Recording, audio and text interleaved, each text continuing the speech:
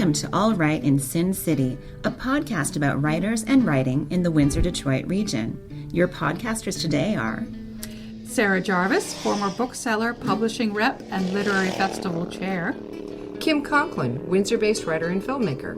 And me, Irene Moore Davis, author, educator, and local historian.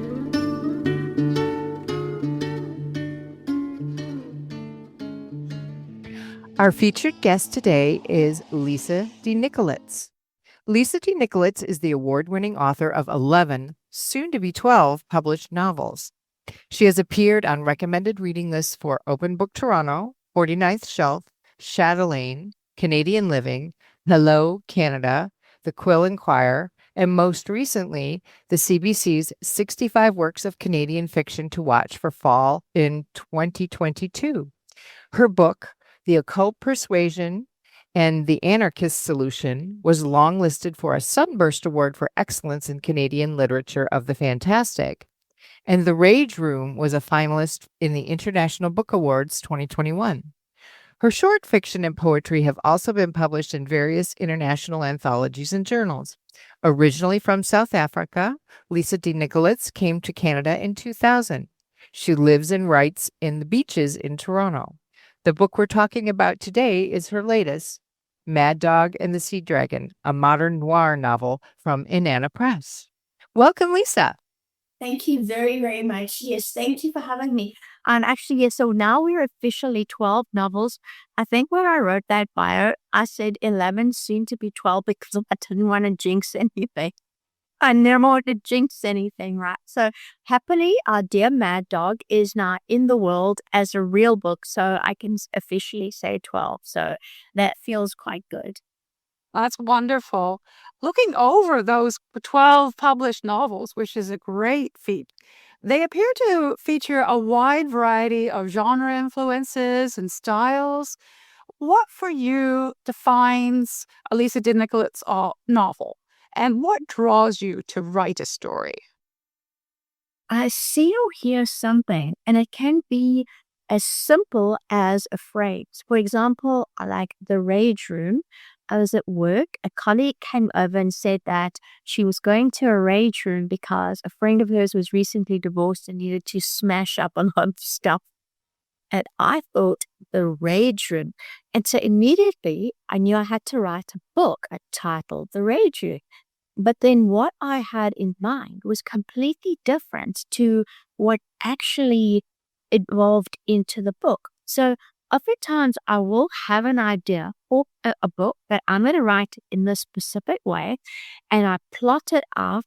But then once I start writing it, it becomes something completely different. And that's why all the books are really different. And I very much allow myself to be in that sort of mystic canoe that takes me down that river. And so I'm fascinated as I'm writing to see what's happening. Sometimes it's harder for me than others. For example, with The Rage Room, it turned out to be a sci-fi book, and I'm not sci-fi. The thing is, I never wanted to write sci-fi because time travel is so complex. But then it had to be a sci-fi novel. So that was one of the hardest books for me to write. But I always say the books write me, and I the conduit puppet, they're the puppet master, and I'm just doing my darndest to keep up. Oftentimes I'm scrambling to keep up with what the book is demanding of me. Some of your reviews mention the filmic visual style of your novels. Mad Dog and the Sea Dragon also has a very strong visual quality. What influences the visual aspect of your writing, and how do you achieve that kind of impact? Well, in my day job, I'm an art director, and actually a percentage of the inspiration for Mad Dog came from going to a photographic gallery because my husband's a photographer. And so we go to a lot of art galleries. So there we are in this art gallery, and I see, and it's an exhibition that includes works by Ouija. He was that true crime photographer in New York. and I spot a picture of Mad Dog Esposito being led away, and the caption is snarling Mad Dog. And I was like, I have to write about Mad Dog. I'll be honest, I thought he was kind of sexy, that like Bonnie and Clyde bad boy thing. And so I'm standing there. So immediately I had the visuals of the gangster that he was. But then I wanted it to be in a modern time, but he still could translate, right? So that was very much the visual. So I think I see things in very visual terms immediately in a visceral kind of way. Well, also sexy, your main character styles after Jessica Rabbit, even adopting the name Jessica. Oh, that's so interesting. Sarah, don't mean to tell me. It's so funny, but many different that I haven't heard that before. That didn't occur to me. Because someone else said there was another Jessica Wren, and then actually there's someone that I know in real life who dresses really stylishly, and people thought that I'd actually modeled the main character after her. And in actual fact, now you mentioned Jessica Rabbit, and I totally see it. Actually, the main inspiration when it was when I was a very young child, I was playing dress up with a friend of mine. Her name was Lorna Latigan. And I remember they were living in sort of out in the suburbs, and her mum was British. And her mum had this cardboard box full of like cocktail dresses and ball gowns and things. And so she let Lorna and I dress up in them. And I remember thinking at the time, wouldn't it be fun to dress like this all the time? So that's actually where the inspiration came from. But it's so interesting because now I totally look at Jessica. I've got like the book right here. And now, I see Jessica Rabbit. That's really amazing. So it's kind of funny. That's very cool. Yeah. Well, that was our question was, her inspiration. Do you think she developed it in a certain way as you wrote your novel as well that you didn't expect or you did expect? I worked very hard to actually make her a bit of a stronger character because I knew from the outset, I must admit, I'm drawn to people who are very much on the periphery of life because I feel like I relate to them. Like one of the books I wrote was called The Nearly Girl, and it's about a woman who she nearly gets things right, but she gets them wrong. So it's almost like I'm gonna say like she can't exist well with her. She can't hold down a job. Her relationships are she can't have sort of, I'm gonna say, normal relationships because she has this kind of social disorder, as it were. And to be honest, it's something I very much relate to. And because like my husband will say to me, how long do you live in Toronto and I have no sense of direction, some things like that. So I nearly get some things right, but I get them very wrong. So Jessica Wren was a lot of what I could personally relate to. Somebody who kind of actually struggles a bit in the real world. And so she lives to a large degree inside her head, which I do. I remember I went to a convent and invariably at like the parent-teacher meetings, Sister Veronica, Sister Column Keel, and Sister Attractor would all be saying to my mum and dad, Lisa is such a daydreamer. She'd be good if she could just focus and apply herself. But you see, I run and struggle because my head is, and sometimes people get almost annoyed with me because they're like, why would I even think the things I do or get as confused or not see the glaring obvious normal thing? So I channeled that into, so you asked me earlier, like, what would make a signature Lisa de Nikolits book? And I would say it's characters who are kind of quirky and struggling to exist in the mainstream. And so that they're trying to survive in the mainstream, and that takes various guises. Another character we spend a lot of time with is Enzo, the real life crime boss who styles himself after Mad Dog Esposito. So he's a very recognizable gangster, but he also has some surprises. How do you craft a strong character that's recognizable in that way while avoiding the pitfalls of sort of well known character types or stereotypes? Well, I really, really bonded with Enzo. I mean, there's so much about him that's really bad, but there's so much about him that's also, I thought, kind of vulnerable. And so I wanted to show that. And so, not that this is any plot spoilers, but he has a really large love of pastries. And so, he's really, really fond of this. And so he also struggles in his way because he also has a really strong mother, Grace, who I was very much seeing as Margaret Thatcher stroke Michael Caine type character.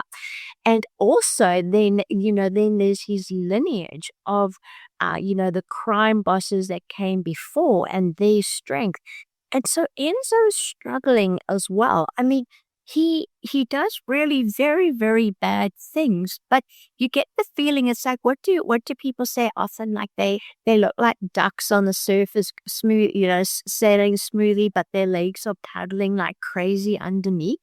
And so that's Enzo, and I think he ultimately I think was a weak man, and I wanted to show that, he didn't demonstrate much inner strength. Yeah, I feel like I gave him opportunities, and there were moments where I was like, okay, is Enzo gonna step up and is he gonna do the right thing? And again, I don't want to give away any spoilers, but sometimes I was dismayed by how Enzo behaved, and that was kind of just who he was. That's great. Well, when you're looking at things like when you're constructing a novel, you're looking at character, a plot line, or a mood. So with Mad Dog and Dragon, what's your favorite thing to do in that construction process? Is it the character plot line or mood? And what kind of makes you smile as you think about your process of doing it now that it's done? I've just loved being with the characters. I loved all of them, like Trevor, the bodyguard. And surprising things happened. Like there was that moment with Trevor and Jessica where she all of a sudden is this really good car driver. Like she drives really well. I didn't know where that came from. And I was like, oh, that's such an empowering moment. And I really, really enjoyed that.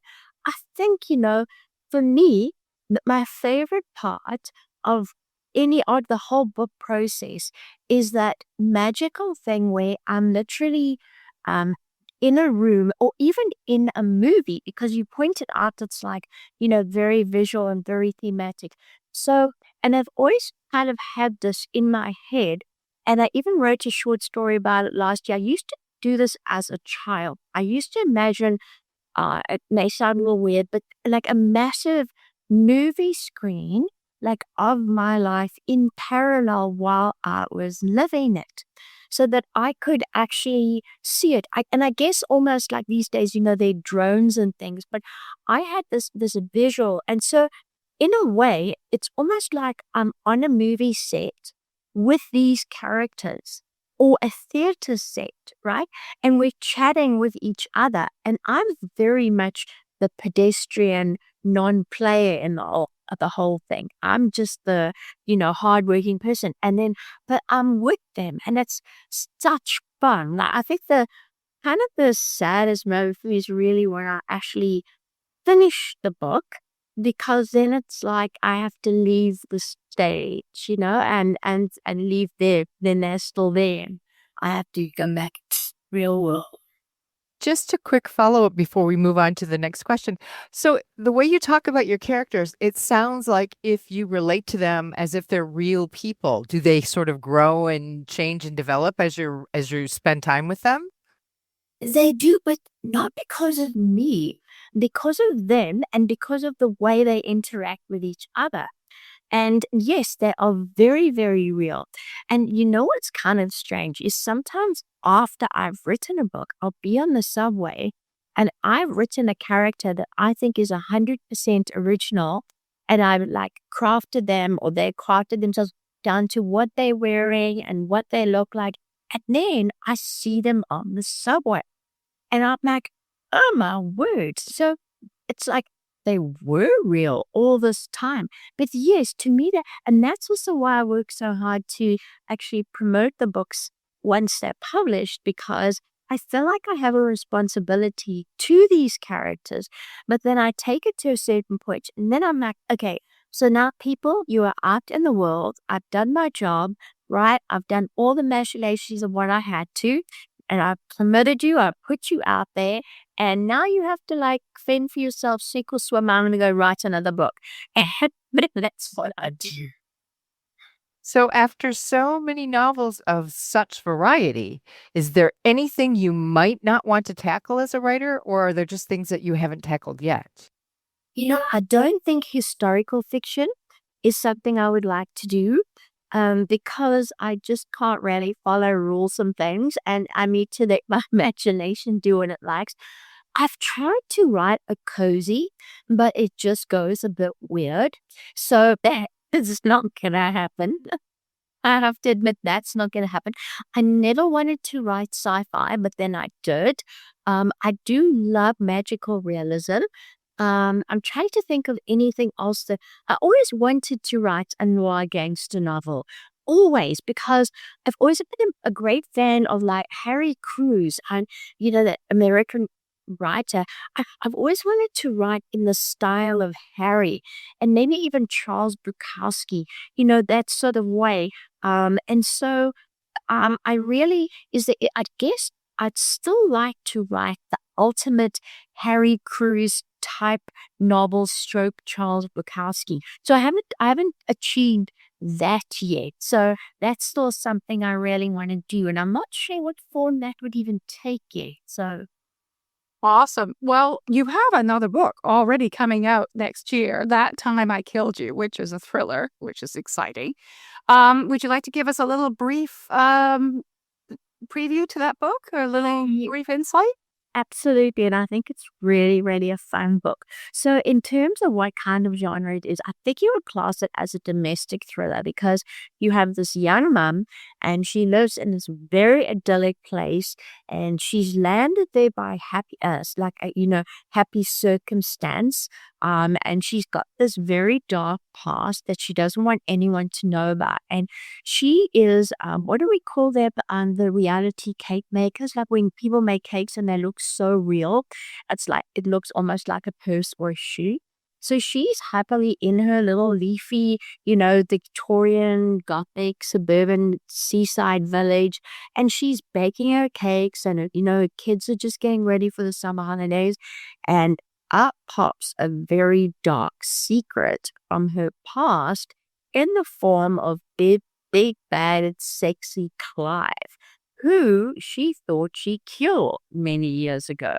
But there he is. And what is she going to do about this? And so that was so much fun to write. I have to say, it was really, because I'd never actually had children of my own, but I have a niece and nephew, and who are 15 and 16. So I kind of live there in Australia. So unfortunately, I don't see them that much. So I kind of live vicariously, I guess, through the lives I imagine that they're having. I don't know for sure, because I, you know, haven't even seen them in a couple of years and stuff. So I hope that I kind of, you know, got them right. Now, I also hope that my niece and nephew don't think I'm on all these kids on them.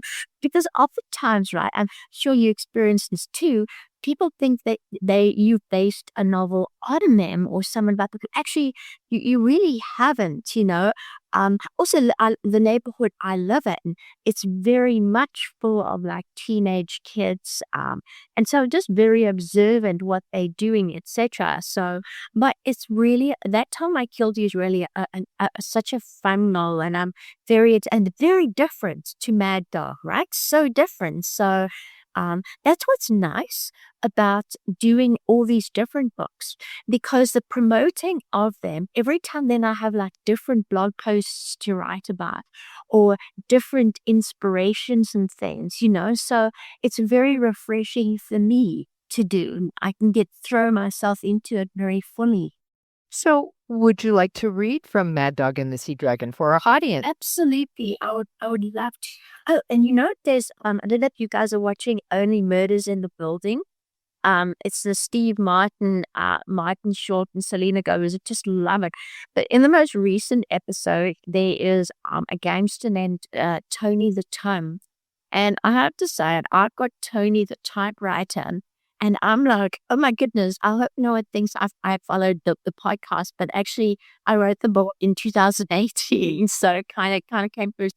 Isn't it funny, the synchronicity of things?